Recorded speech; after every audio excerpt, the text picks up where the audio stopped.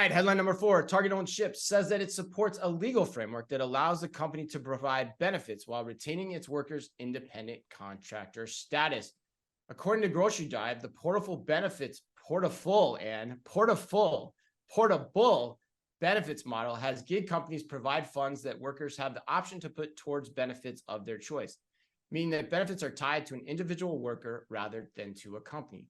For example, workers could choose to put the funds toward health insurance, sick leave, retirement, tuition reimbursement, or childcare. This has been a tough read for me so far, Ann. And the model would also allow workers to accrue and combine funds offered by multiple companies because, according to Shipt, nearly 70% of its personal shoppers last year earned money on other platforms.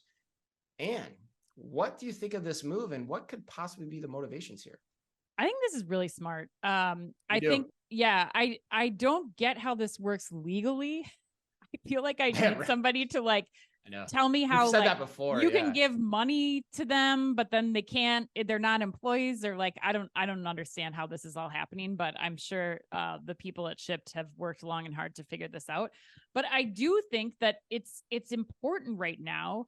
According to some data that I just pulled from Cleavon, the current driver shortage in the U.S. right now stands at 80,000. We're short 80,000 drivers just in the U.S. and may reach 160,000 by 2030, which means companies in this space are going to need more incentive for drivers to stick with them.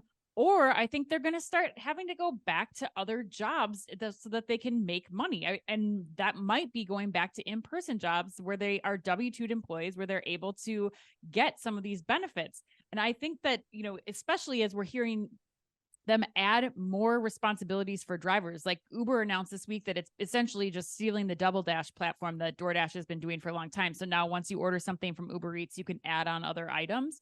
And that is not beneficial for the drivers. It essentially means less money for them because it's multiple trips. They have to wait for food to get delivered. They have to go to another place. There's a lot of downtime for those drivers where they're not making money. And so I think that in order to keep them driving, to keep them on the road, to make this profitable for those drivers and something that those drivers will want to do, you're going to need other incentives like the benefits platform beyond just I can work whenever I want to, because I don't think that that's enough anymore. I think the more that they're being asked to do, the less money they're actually making from doing these types of things. But what do you think? Are you? Yeah, that's interesting. I mean, I think I agree with some of what you said, and then disagree slightly on some of the other points. I don't think this is I don't think this is being put into action to combat the fear that people are going to go start doing other jobs, start working in stores again. I think your point about there's 80,000 vacancies in these roles is the really important point here that you're bringing out. The competition to get drivers in the seats is just that intense. Right. And so Shipt is using this as a point of differentiation against Uber, DoorDash, name your third-party delivery service, Instacart. Right. You got to throw into that equation too. And so they're just trying to differentiate themselves against that, I think. I mean, at its most base level, that's what's going on here, in my opinion. The other comment I would have, though, is why the motivation? What's the motivation for Shipt doing this? We talk about this on the head. We talk about this a lot. Whenever you read the headline, you have to think about what is the motivation behind them putting this into market too. Yeah.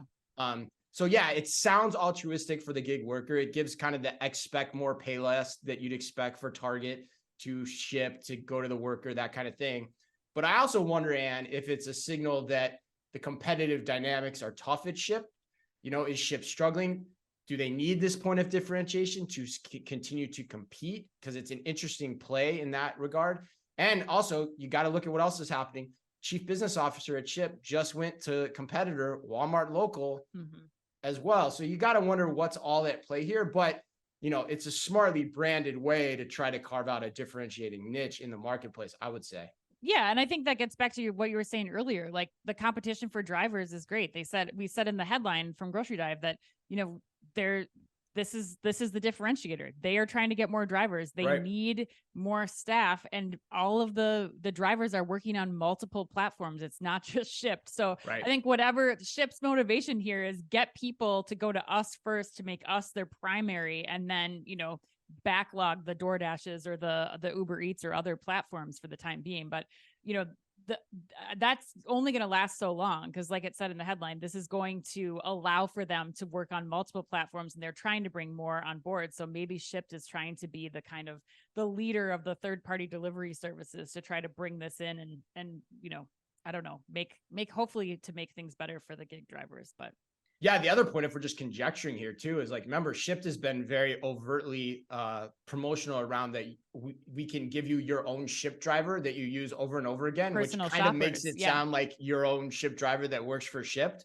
So who knows what the motivation here is? Are they feeling pressure on that? How important is that program to Shipt's long-term sustainability as well? Yeah. Like, God knows, there's a lot here to unpack that's going to be fascinating to watch.